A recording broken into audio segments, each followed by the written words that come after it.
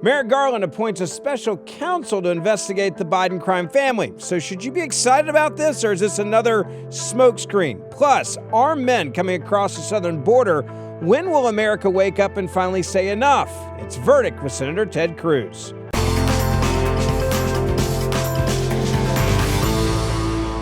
Senator, nice to be back here in our home studio. We've done some of these on the road recently, but it's good to be back here.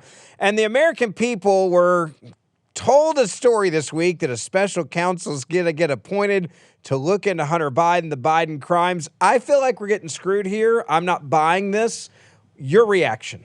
You're right. It is an utter and complete crock. It is a cover-up. You ought to be pissed at this announcement, because this is an announcement that is cynical. It is cynical from Merrick Garland. It is cynical from Joe Biden. It's illegal, and it's designed to cover up wrongdoing of Hunter Biden, cover up wrongdoing of Joe Biden, and cover up wrongdoing of Merrick Garland. This is entirely about appearing to enforce the law while at the same time obstructing investigations into doing that. You said it's illegal. By law, to become a special counsel, you have to, and I'm going to quote it, be a lawyer with a reputation for integrity and impartial decision-making, conduct investigations expeditiously and thoroughly. I read that, and the guy who let the statute of limitations run out on the most serious financial crimes, the tax crimes, is the guy that they're now saying is impartial and is going to run this as a special prosecutor. He also said he could do all the things they're now giving the power to do before, so why even appoint him? For political cover. This is entirely political cover, and this is entirely obstruction. There's an even more direct reason. Look, you raise a point why David Weiss is an exceptionally poor choice for this. But there's an even more straightforward reason why this is an illegal choice. So the Department of Justice has regulations that govern special counsels and when you appoint special counsels.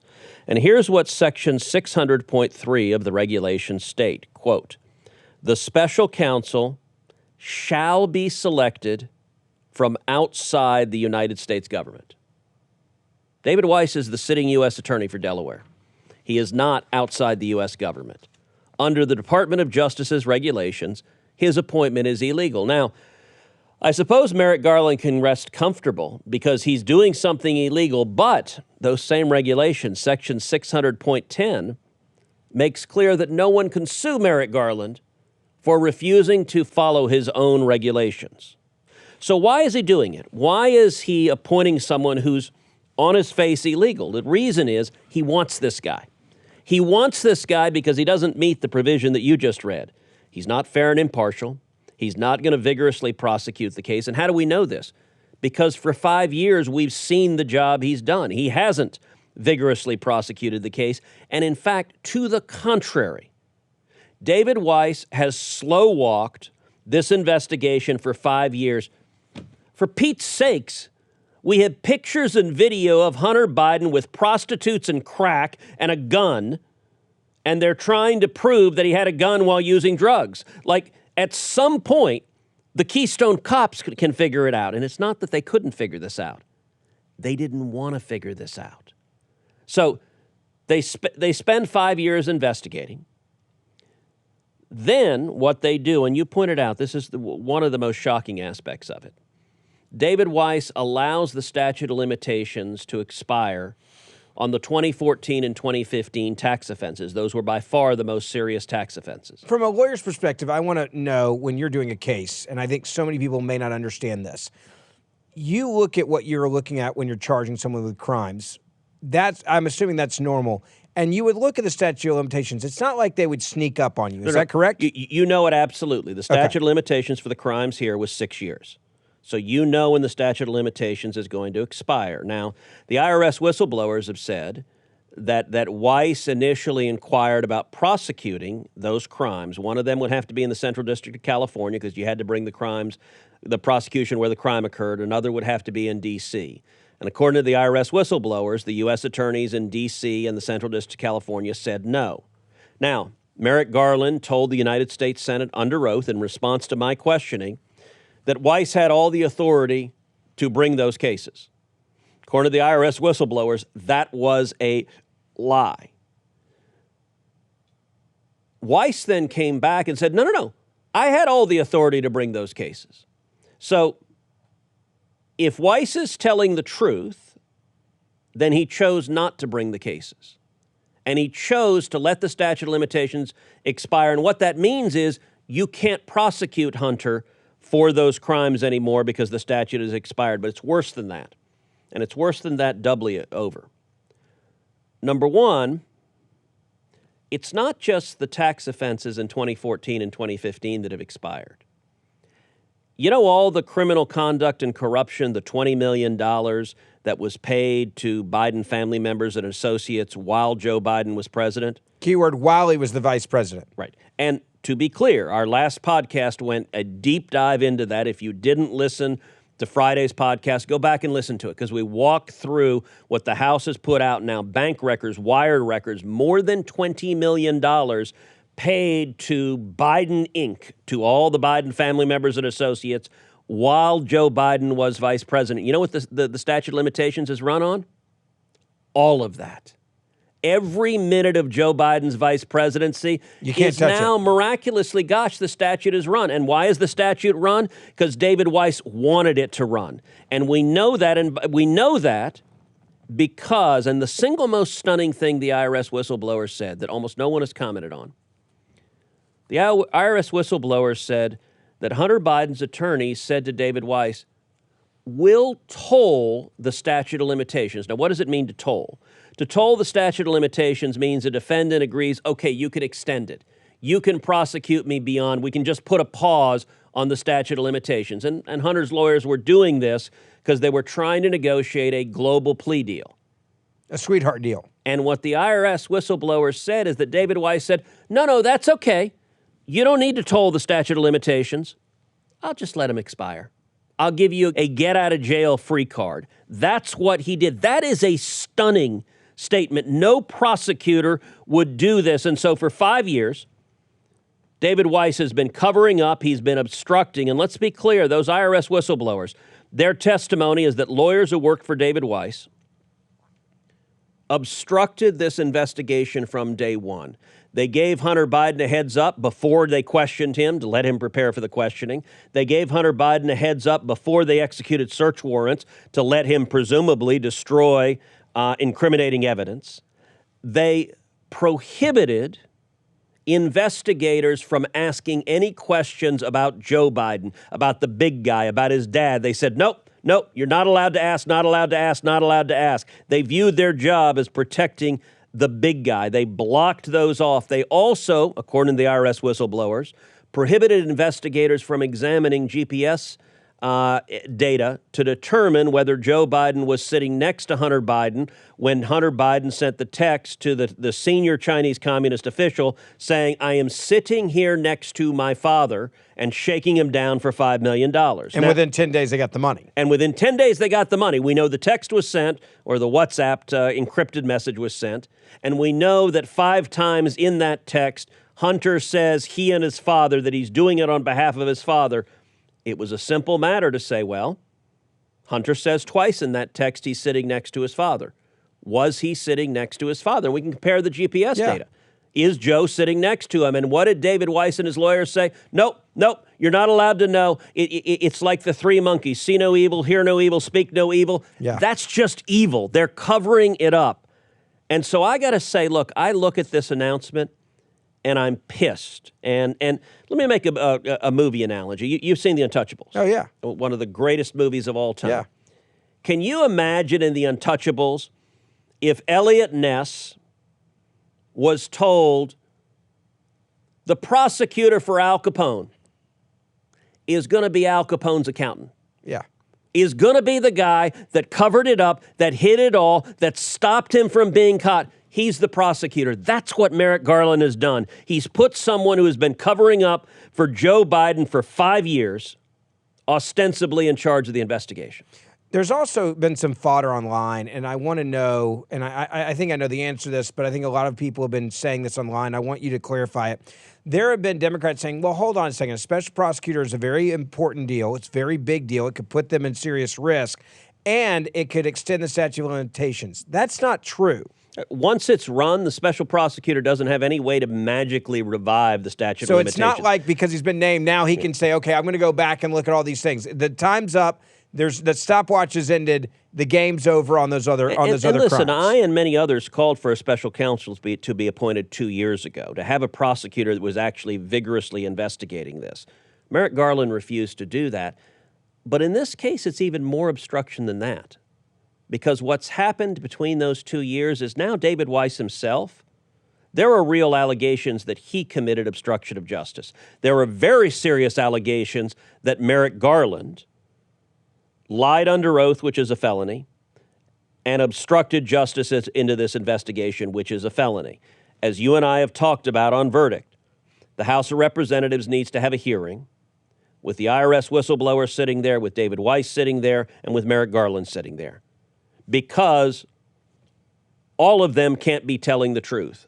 If the whistleblowers are telling the truth, then David Weiss and Merrick Garland are both lying and both face criminal liability individually. Now, what Merrick Garland has done is said, hey, who's one of the key witnesses against me?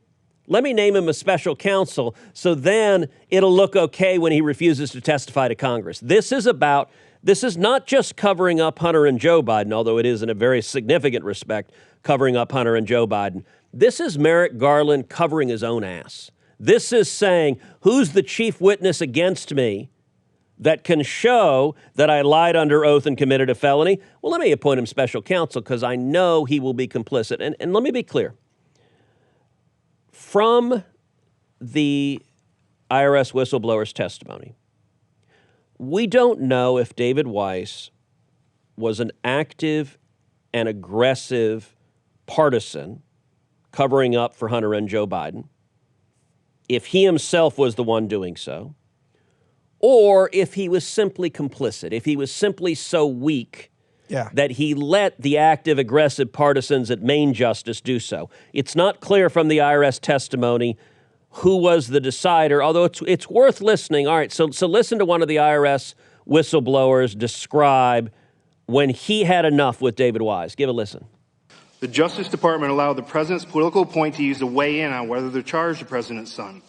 After United States Attorney for D.C., Matthew Graves, appointed by President Biden, refused to bring charges in March 2022, I watched United States Attorney Weiss tell a room full of senior FBI and IRS senior leaders on October 7, 2022, that he was not the deciding person on whether charges were filed.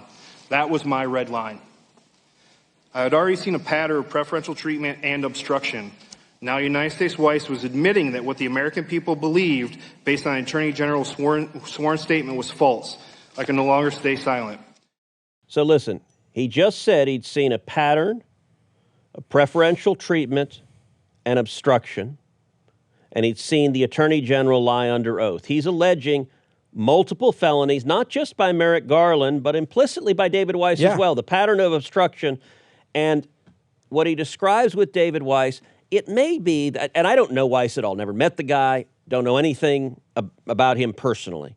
It may just be that he's exceptionally weak, that he's a patsy, that he's someone that Merrick Garland's like, okay, we can stick him in. He's my yes guy. Because he'll just roll over. We can bully him and he'll do whatever we want. That's possible. Or he himself might be a partisan. Now, the corporate media says till they're red in the face that Weiss is a Donald Trump appointee. Yeah, they've said that 1,000 times. And the nice thing is, verdict listeners know the answer to that, which is the way U.S. attorneys are appointed. You cannot be appointed U.S. attorney without the sign-off of both senators from that state. Delaware has 2 senators, both Democrats, Tom Carper and Chris Coons. Hardcore liberals, let's be clear about that. The only way David Weiss could be appointed is if both Tom Carper and Chris Coons said, yes, we sign off. And so, look, I don't have any affirmative evidence that Weiss is a partisan Democrat. He was not a big Democrat donor. There are others. Yeah. The U.S. attorney in D.C. who turned down prosecuting Hunter, he was a partisan Democrat who had been a donor to Joe Biden. The U.S. attorney in the Central District of California who turned down prosecuting Hunter, he was a partisan Democrat who had been a donor to Kamala Harris. We don't have that same information on David Weiss, but we also don't have any information that Weiss was a Republican, was a donor to Trump, or any Republicans. We don't have information on that. We do know the two Democrats in Delaware signed off, and Delaware is a very small state. It's a state where the relevant players all know each other, so they presumably knew what they were getting.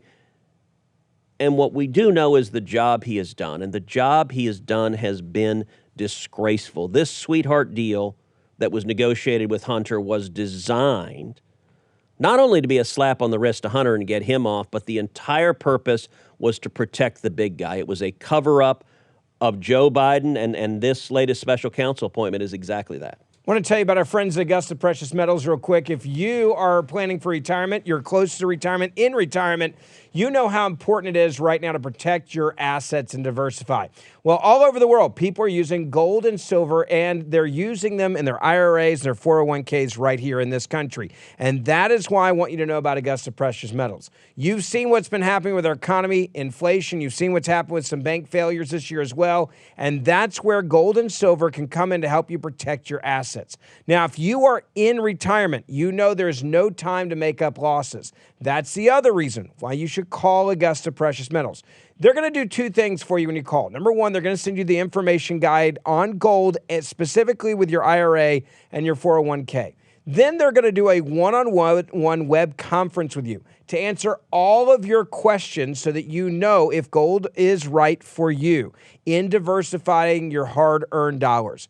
Call them right now. 877, the number 4, GOLD IRA. 877, the number 4, GOLD IRA, or online at AugustaPreciousMetals.com. Tell them I sent you, and you'll get your fees for up to 10 years covered with a promo code VERDICT. AugustaPreciousMetals.com or 877, the number 4, GOLD IRA. Two more questions on this, Senator, I want to ask you. One, there seems to be a walking contradiction now, just to the fact they appointed Weiss as special counsel. They said he had all the power he needed to do his job before. He said he had all that he needed to do his job before. So if that was true, and Garland was telling the truth, and Weiss was telling the truth, why then appoint him right now, special prosecutor, when the fact of the matter is you've said he didn't need this staff to do his job? Does that open them up to even more criticism about what they've been doing? Yeah, it's pure politics. This appointment was done so Merrick Garland can say, see, we're being tough. I appointed a special counsel. Does that mean by default they were being weak before then? Well, he's trying to demonstrate, look, I'm responding. Like, holy crap, last week the House released wires and bank records of more than $20 million paid to the family and associates of Joe Biden while he was vice president from foreign nationals in Russia, Ukraine, and Kazakhstan. That's a big damn deal. $20 million. And by the way, another $8 million from Chinese communists in the few months after he was vice president. So $28 million. And most of that, you're now saying statute of limitations-wise, has already disappeared. Thanks to David Weiss. Nice job. I mean, he did a great job of dragging his feet long enough that he gave a significant degree of immunity to everyone who broke the law here. But look, what we started off in this podcast on, it's worth going back and reflecting on. I pointed out that under the DOJ rules, David Weiss's appointment is illegal. The special counsel is designed to be someone from outside of government, and that's not an accident. There's a reason. But what does that look like for people that may not know that? So there's a reason for that. You appoint a special counsel when there's a conflict of interest within the Department of Justice. When it's not possible for DOJ to fairly investigate it, you appoint someone from outside the government who can actually take it on and be fair and impartial. So that's calling a law firm a top person saying, hey, what qualifies you for that? So it's typically a former prosecutor who is outside of government, who is usually of the opposing party. So, for example, think back to Bill Clinton. Yeah. When Bill Clinton, Janet Reno was Attorney General, when she decided they needed to appoint a special counsel, who did they appoint? Ken Starr. Yeah. Ken Starr was a prominent Republican. He was not a friend of Bill Clinton. He was not a crony of Bill Clinton. He hadn't been signed off on by 2 Democrat senators in Delaware. He didn't have 5 years of dragging his feet and covering up Hunter Biden and Joe Biden. The reason the special counsel's rules say pick someone from out of government is it should be someone who cannot reasonably and plausibly be said is going to be a patsy for the president and the party in power. You know who they ought to appoint? They ought to appoint someone like John Ratcliffe. John Ratcliffe was former acting U.S. attorney in Texas, was head of the Department of National Intelligence, was a U.S. congressman. Now, John is a conservative Republican. John is a real prosecutor. And by the way, if John Ratcliffe were appointed special counsel to investigate Merrick Garland for lying under oath and obstruction of justice, to investigate Hunter Biden, and most significantly to investigate Joe Biden, if John Ratcliffe were appointed, it would scare the living crap out of Joe Biden, out of Hunter Biden, out of Merrick Garland, out of every partisan Democrat, because you'd actually have a prosecutor willing to follow the facts. And by the way, I haven't talked to John about this. He has no idea I'm suggesting his name until this podcast comes out, and then he'll find out, presumably. But that's the kind of person you'd appoint, which is a serious prosecutor on the other team. That's the whole point. With a fresh set of eyes. Yes. That wasn't involved in any of this, in any capacity. Who has no credible argument that they're going to be a patsy, they're going to be a rubber stamp, that they're going to cover up, who doesn't have a political reason to want to protect the President of the United States. That's what the special counsel law is for. It's why people don't like it, because it can have real bite to it, that when you put a real prosecutor who is not your guy, bad things happen. Let's break down the media aspect of this as well. The media erupted this week when it came out there was a special counsel appointed. They played it up as a really big deal to look like there was some sort of accountability here. Oh, if there is a crime that's been committed by the Bidens, that now it's going to really be found. Catherine Heritage at CBS said this. Take a look. Former federal prosecutor I spoke to just before this event said to me the appointment of a special counsel would have the effect of delaying a resolution on the Hunter Biden matter, in his opinion. And it would certainly delay any anticipated testimony from the U.S. attorney in Delaware to Republicans on Capitol Hill who have been seeking that testimony for several months. So it's an extraordinary development considering where the two parties were 2 weeks ago to wrap up this years-long case, now to the appointment of a special counsel that will have these broad authorities, most importantly, to continue this ongoing investigation, Margaret. Now, they say extraordinary. You notice how the word extraordinary was here. They were reporting on this like this is a massive thing when they think they already know the fix is in and that Weiss is already the – I mean, they act like Weiss is somehow like a new guy. He's the same guy that just did the investigation that just allowed for the statute of limitations to come out. And you compare that to Jonathan Turley at Fox, who's coming out saying this is not a big deal. In fact, this is a cover-up. Take a look.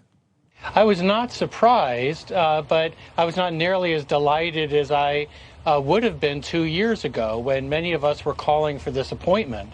They waited for the appointment of a special counsel after the statute of limitations has run on critical crimes like the tax violations in 2014, 2015. They waited until Weiss himself was accused of slowing or suppressing efforts.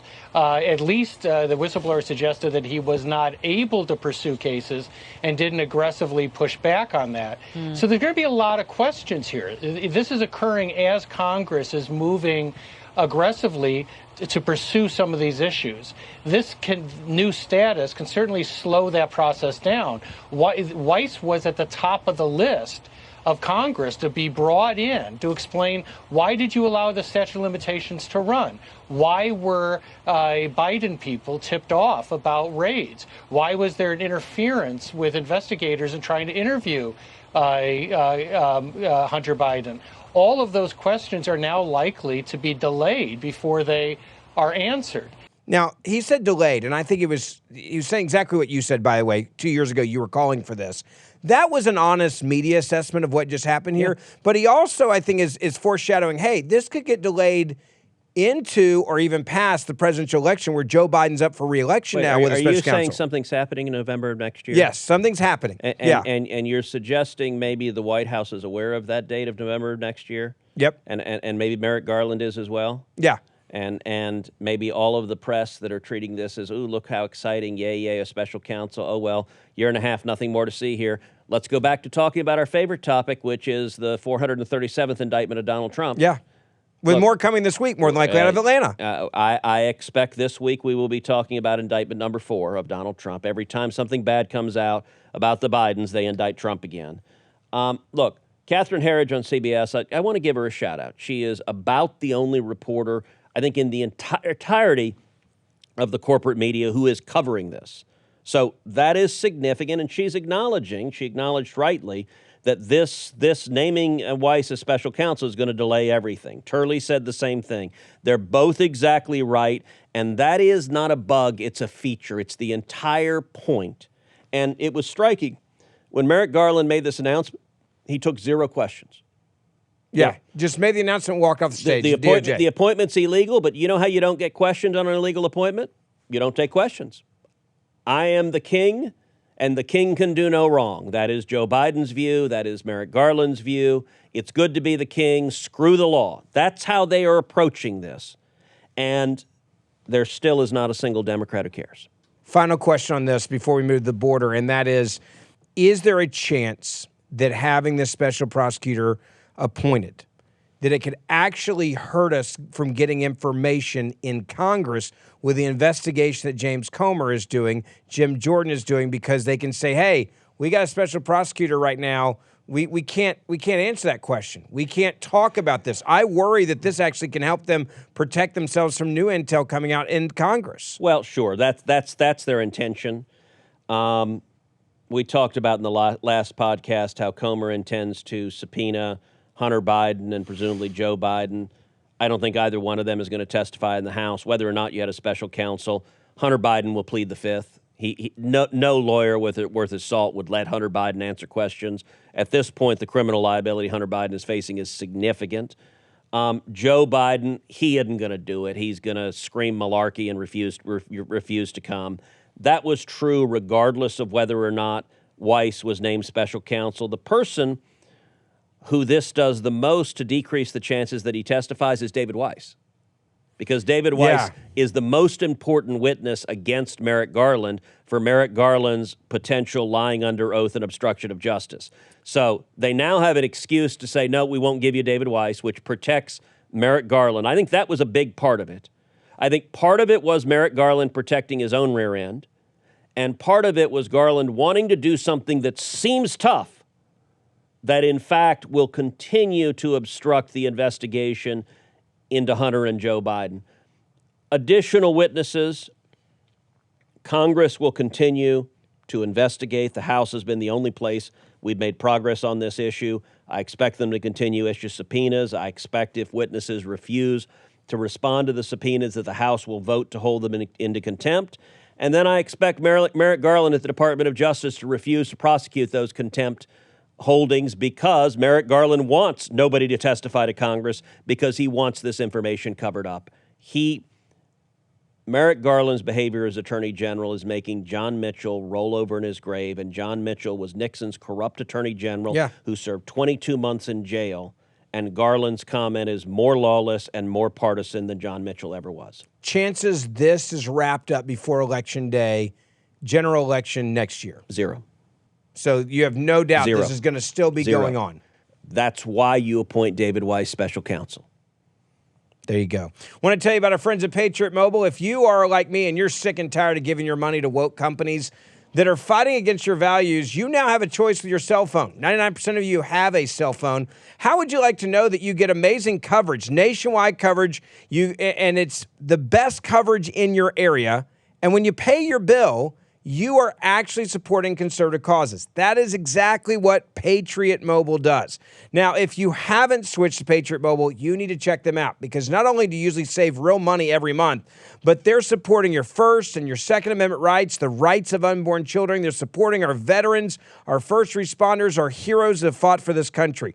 This is a company that when you pay your bill, you know you're standing up for what you believe in. They take a portion of your bill every month, and they give it back to these causes at no extra cost to you. So stop sending your money to woke companies that are fighting against your values. Many big mobile companies are giving money to Planned Parenthood. If you don't want that, check out Patriot Mobile. You can call them 878-PATRIOT. That's 878-PATRIOT. If you have a small business or a family plan, they can switch you easily. 100% U.S.-based call center, and switching is easy. 878-PATRIOT. Call them or go online to patriotmobile.com/verdict. Use the promo code VERDICT. You'll also get free activation and the best deals of the year. PatriotMobile.com/verdict. Senator, I want to move to the border. There was a shocking picture, and I want to put it up, of our men coming across the border, caught on camera this past week. And this is now where we are with the border. Now, this is what we've seen, what you've seen for years, what we've witnessed for years. But what's happening now is Democrats are coming out. Mayor Adams in New York, another state in this country declared a state of emergency, and all of a sudden sending migrants around the country to blue states is having a big impact on them, saying, hey, this is out of control, and I would say welcome to Texas. Well, this is a photograph of two men coming across the border illegally. They are both carrying weapons that appear to be, they may be machine guns. It's hard to tell from the granularity of the picture whether they're machine guns or whether they're semi-automatic, but they are serious weapons crossing the border illegally. They are heavily armed men. And I got to say, for all the Democrats in the corporate media, how do you not call this an invasion? Yeah. When you literally have armed men coming across the border. We don't know if these individuals are sicarios, if they're hitmen for the cartels. We don't know if they're just human traffickers who are heavily armed and dumb enough to get photographed. We do know that we are facing the worst illegal immigration in the history of our nation. More than 7 million people have crossed illegally under Joe Biden, and Joe Biden wants these men coming into your community. You mentioned the hitman, and I think we should expand on that for a moment because I don't think people realize what's happening. There are enforcers that are coming into America from the cartels that are coming across the border, and when there's people that haven't paid them, there's family members that came across and they haven't done their obligations, they will come in and go after them either to shake them down for the money they're owed or even kill them. There's people that try to get out of the drug trade or the human trafficking trade that owe them, and that's how they're paying off their debt. They come in as enforcers, and they send a clear message. That is part of what's coming across the border that no one seems to want to talk about. The crime, the lawlessness, the murder, the brutalization that has happened because of this Biden border crisis is truly horrific. 853 migrants died last year crossing illegally. Tens of thousands of children were brutalized crossing illegally, physically assaulted, sexually assaulted. Tens of thousands of women were brutalized, sexually assaulted, crossing illegally. Over 100,000 people died last year of drug overdoses, 2/3 of which was illegal Chinese fentanyl flooding across the border. And all of that is enforced through fear, through violence, through vicious drug cartels. We've talked before about the bracelets that the migrants wear. The bracelets are color-coded for how many thousands of dollars they owe the cartels. And Mayorkas said he didn't even know what those were. He had no idea. He admitted he doesn't care about doing his job. He's never apparently been to the border and looked down because you see thousands of those colored wristbands in the grass along the Rio Grande Valley. I have a number of them in my office that I just picked up from the grass right there. He doesn't know, and they correspond when they owe thousands of dollars to the cartels. It's men like that enforce the thousands of dollars and that threaten to kill the families of those migrants if they don't pay the money back. This is a multi-billion-dollar criminal organization that has been made rich, has been empowered by Joe Biden and Kamala Harris and every single congressional Democrat who has facilitated this lawless open borders. I had to almost laugh over the last 10 days at what's been happening with Democratic leaders. One of them is the Massachusetts governor who came out earlier this week citing an influx of just 20,000 illegal immigrants into the state, saying that this is up from the 3,100 families a year ago, which amounts to an 80% increase, and now has declared a state of emergency, begging for federal funds. 20,000 illegal immigrants in the entire state. In Texas, that's can be a day or two. Yeah. So the utter hypocrisy of Democrats has now gotten blindingly obvious. We have had emergencies declared in the state of Massachusetts by the governor, in the state of New York by the governor, in the city of New York by the mayor, in the city of Chicago by the mayor. And every one of them, and in Martha's Vineyard, by the way, all of them have declared emergencies. And if you want to go through, I want to take a minute and actually focus on this and quantify A, the hypocrisy of all of these Democrats, but B, the point you made, I want to quantify it, the comparative difference between these blue cities and blue states and Texas. So let's start with Mayor Adams, and what he tweeted out right when he was coming in. Okay, so this is October 20th, 2021. We should protect our immigrants, period. Yes, New York City will remain a sanctuary city under an Adams administration. Hashtag, I love this, Eric on NBC, like promoting his time on TV while pushing this. Well, and to be clear, NBC is a wholly owned subsidiary of the DNC, and so it's understandable that he's promoting NBC because he knows NBC will promote his partisan propaganda every single day. All right, so that's what he said. New York City will remain a sanctuary city. Well, now fast forward to what's happened to New York City. Let's listen to him more recently. We are past our breaking point. New Yorkers' compassion may be limitless, but our resources are not. We expect to have more than 100,000 asylum seekers in our care by the end of June 2025. We're also asking the federal government to declare a state of emergency. This will allow federal funds to be allocated quickly to help address the urgent challenges we face. If we don't get the support we need, New Yorkers could be left with a $12 billion bill.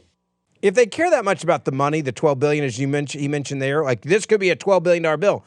Well, if it's federal funds, it's still a bill on the American people and the American taxpayer. Now, all of a sudden, they're worried about the money they're spending on this. So I want to lay out and go through the math on this. So New York City, what Mayor Adams said is that they could face 100,000 or more illegal immigrants in New York. Now, 100,000 illegal immigrants. According to the U.S. Census Bureau estimates for 2022, New York City has a total of 8,335,897 residents. So 100,000 illegal immigrants out of 8.3 million is 1.1% of the city. So 1.1% of the city of illegal immigrants is an emergency, which he's declared. And by the way, he declared an emergency on October 7th, 2022. And then on May 9th, 2023, Governor Hochul declared a statewide emergency because of the just over 1% of illegal immigrants in New York City. Now, New York is not alone. Chicago has received just over 12,000 illegal immigrants in the last 11 months. According to the U.S. Census Bureau, Chicago has 2,746,388 residents. Doing some quick math, that means the 12,000 people is 0.4% of the population of Chicago. So less than 1%, less than 0.5%. It is 0.4%. And yet on May 9th, 2023, then Mayor Lightfoot declared an emergency. So less than 0.5% in Chicago is an emergency. 1.1% in New York City is an emergency. By the way, Boston has had more than 20,000 individuals in the state shelter. Boston's population, according to the census in 2022, is 650,706. So 20,000 is roughly 3% of the population. So Boston got it worse than New York. Yeah. About 3x, about 6x Chicago. And what did the left-wing governor of Massachusetts do, who, by the way, campaigned on saying Boston and Massachusetts will be sanctuary cities in a sanctuary state? She declared an emergency. Now, I want to compare that to Texas. El Paso. City of El Paso has a population, according to the census, of 687,000. El Paso recorded 26,067 illegal immigrants in May of 2023. In 1 month. Yeah. 26,000. By the way, for fiscal year 22, El Paso had 204,034 illegal immigrants. What does that work out to? 34% of the population of El Paso in 1 year. Mind you, according to New York, 1% is a crisis. According to Chicago, less than 0.5% is a crisis.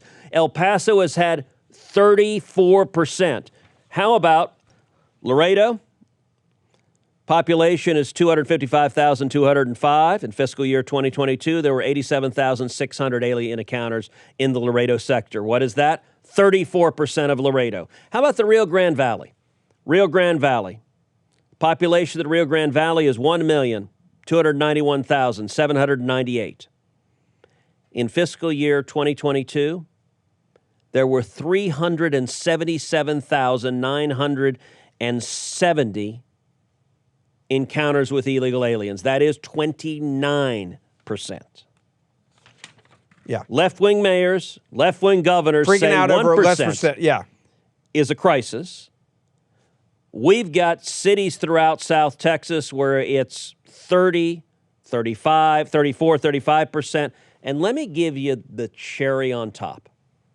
You want to understand this issue perfectly. I want to contrast two dramatically different communities about the same size. Martha's Vineyard and Del Rio. So, Martha's Vineyard. Martha's Vineyard has a population where, in the wintertime, when it's in low season, its population is about 16,000.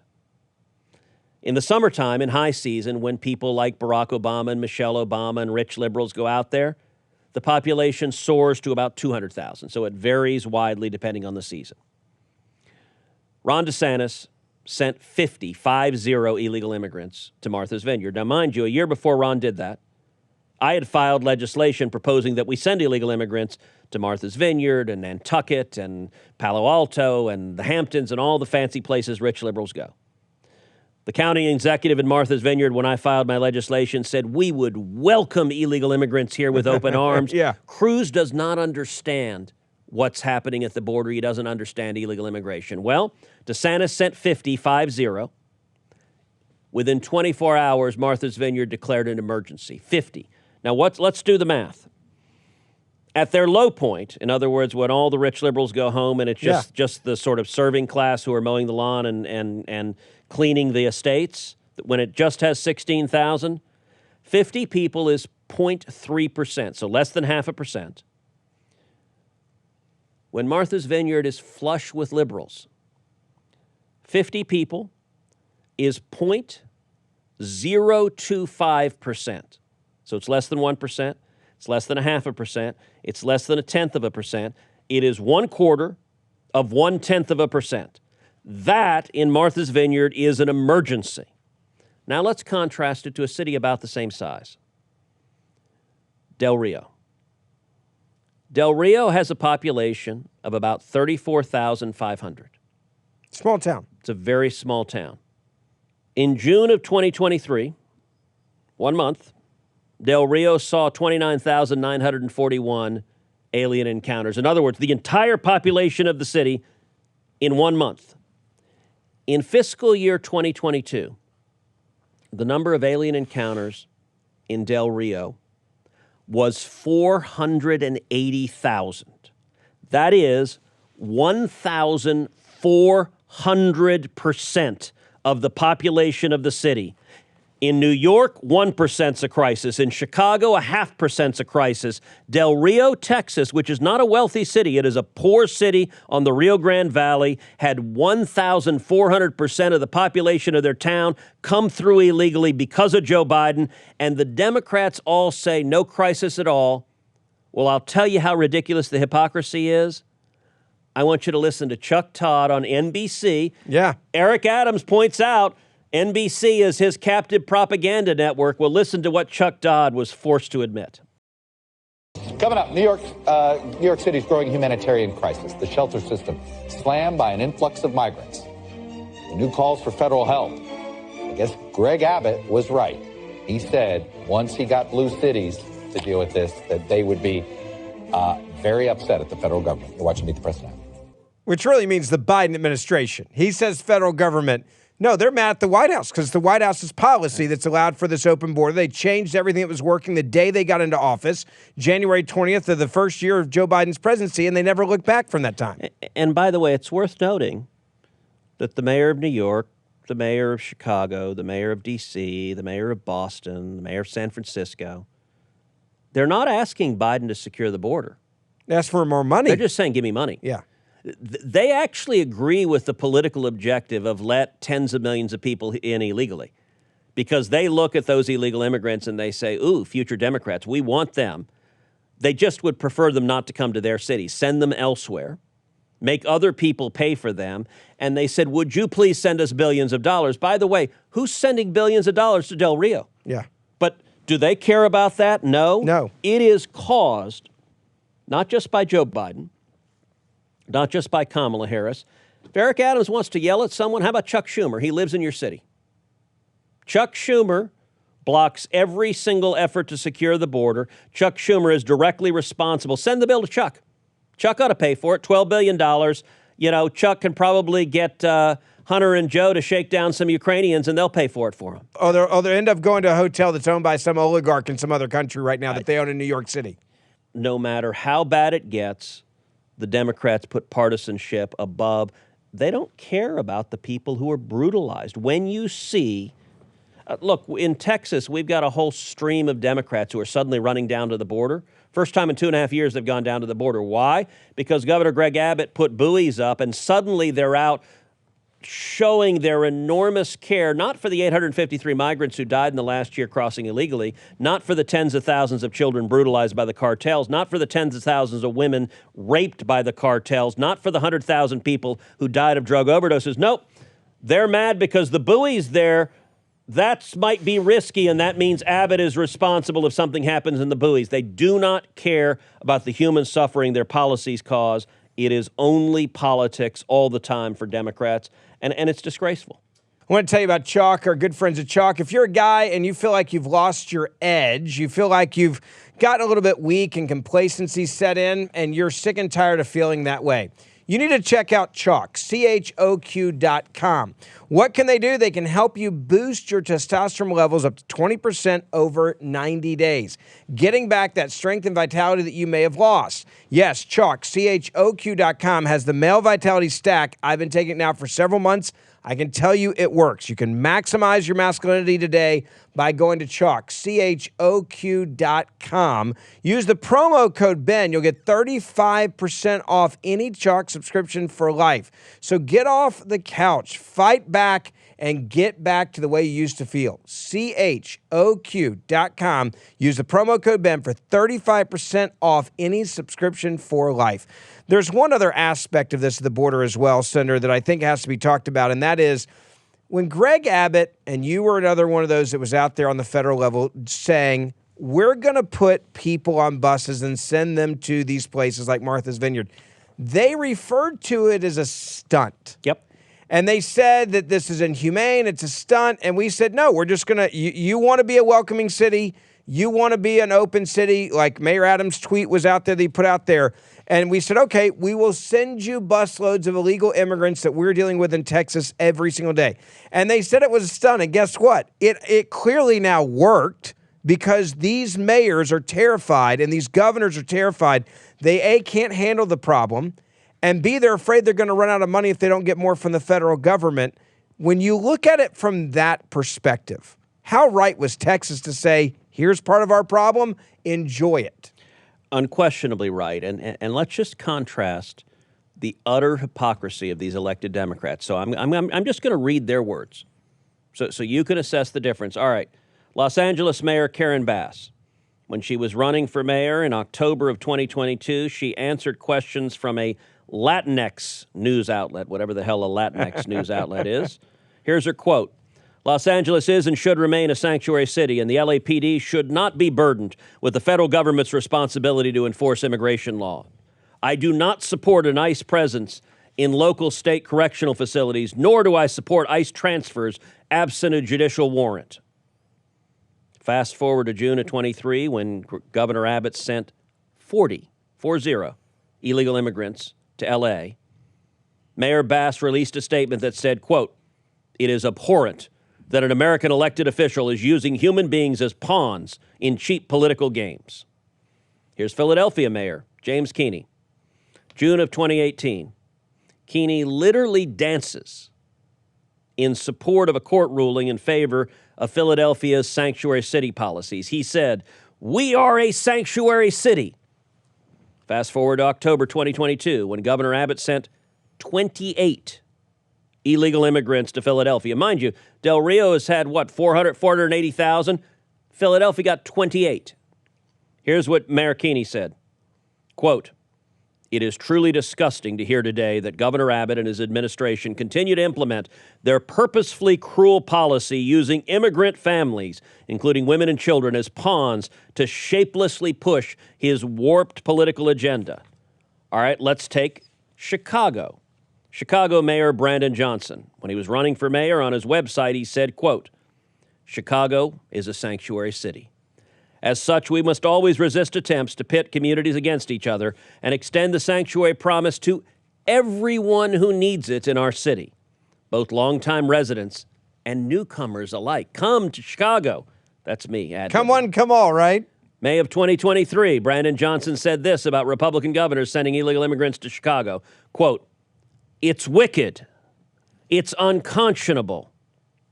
But as you know, the city of Chicago is coming together to make sure that people who wish to find real comfort here in the city of Chicago, that we provide that." And let me just give you one more. San Francisco Mayor London Breed. So in July 13th, 2020, here's a press release from Mayor Breed on San Francisco being a sanctuary city. Quote, "Here in San Francisco, we will always demonstrate our values of diversity and inclusiveness by being a sanctuary city that stands up for all of our residents and neighbors. The court ruling today further validates what we already know. The Trump administration's attempt to overreach and bully San Francisco into abandoning our values and complying with unfair, unjust immigration enforcement laws is unconstitutional." All right, so that's in 2020. Let's fast forward. Oh, and also in 2020, another quote from her is, "Our sanctuary ordinance makes our entire city safer." Okay, so safer. Being a sanctuary city makes San Francisco safer. 2 years later, October 2022, Mayor Breed blames the drug crisis in San Francisco on illegal immigrants coming from Honduras. Here's her quote. "There are unfortunately a lot of people who come from a particular country, come from Honduras. And a lot of people who are dealing drugs happen to be of that ethnicity. It is nothing racial profile about this. We all know it. It's the reality. It's what you see. It's what's out there." Those are quotes. I'm not editorializing at all. Can you imagine if Republicans said that? I am reading her words, by the way. Then in May, when she's talking about the drug and fentanyl crisis in San Francisco, particularly in the Tenderloin district, here's what she said, quote, "At the end of the day, we can't keep just throwing our hands up and think all of a sudden what we're doing is working. Compassion is killing people. And we have to push forth some tough love to change what's happening on the streets of San Francisco." No kidding. Yeah. And you know what? Let's see if the mayor can use some rocket science to figure out whose policies it is that has let 7 million people into this country, including drug dealers, including gang members, including criminals, including people who commit horrific crimes. Let's see if any of these Democrats can figure out what caused it and if they dare to admit it out loud. I will end with a brilliant political commentator that reminded America this week, you shouldn't mess with Texas when it comes to illegal immigration. I remember when they said that Greg Abbott was doing a political stunt by sending illegal immigrants to places like New York. I think it's pretty clear now, don't mess with Texas. We've been dealing with this, and if you think it's an emergency now in New York, come to Texas. This is 1/1000th of what we deal with every single day. And this idea that if you just send money, that it's going to fix a problem. You mentioned, I hope more money comes. It's not a money issue. You have to secure a border. It doesn't matter how much money you spend. If you have an open border, it's going to continue to happen this way all over the country. I couldn't agree with that guy more, Senator. I mean, what a great point, right? So let me say, number one, that's an awfully good-looking political commentator. Thank you. Thank you. Let me put that up again and play like the first few seconds of it. See, this is when I know he's about to give me a hard time. That Greg Abbott was doing a political stunt by sending illegal immigrants. Just pause right there. All right. Before I talk about the wisdom that is emanating, I just want to talk about the visual. I'm ready. And that's my good blue suit there. So look, I'm the father of 2 young daughters. And I will say young girls everywhere are told, cross your legs at your ankles. And you notice all the women there. Last time we ever play a clip of me on this show. All the women there have their legs crossed at their ankles. And with your boots, you are being a very dainty lady. You're crossing your boots at your ankles. I'm just saying it's nice. It's a good look. Never again am I playing a clip. Don't mess with Texas. Just remember that. I'm just saying for what it's worth. I actually have no idea what you said. Yeah. This is shameless self-promotion. And I will admit I'm no stranger to shameless self-promotion. See, I just wanted to have my moment. You fly all the way to New York. I just wanted to have the moment. You look profound, and I'm pretty sure you're saying, New York Mayor Adams, you are an absolute total hypocrite. There you go. As you have New York in the background, and on that you are unquestionably correct, as you are when you said, rightly, don't mess with Texas. There you go. Don't forget, download this podcast every Monday, Wednesday, and Friday. Hit that follow button, subscribe button. If you're watching on YouTube or Facebook, make sure you share it on your timeline so others can grab this podcast, and we will see you back here in a couple of days.